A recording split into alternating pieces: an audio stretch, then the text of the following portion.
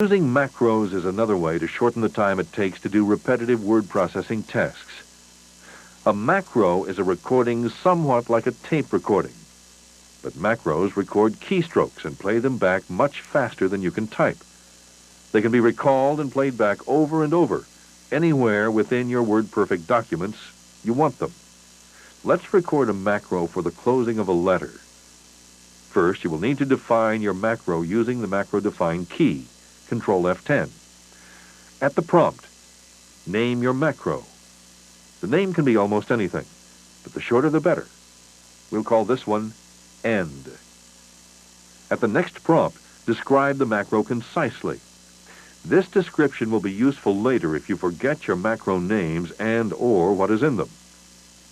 The flashing macro define prompt tells you that everything you type now will be recorded until you turn off the define command.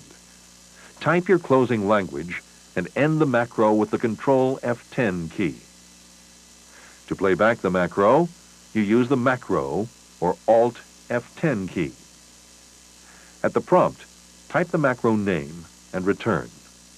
Your closing appears instantly. Macros are stored as files, and you can specify paths when naming them, as well as look at them in directories.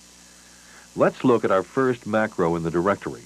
Use the F5 List Files key, and then return to view a list of the current directory files. Find and highlight the file called end.wpm. WordPerfect gives macros this extension automatically. Choose Option 6, or press Enter to look at the file.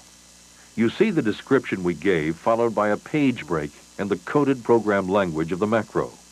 Exit back to your document by pressing the Enter key, followed by the function key F7. Your macros are still saved since they are separate individual files.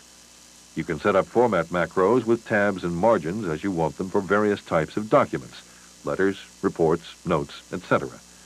In long documents, you can record and recall various format macros rather than manually changing formats.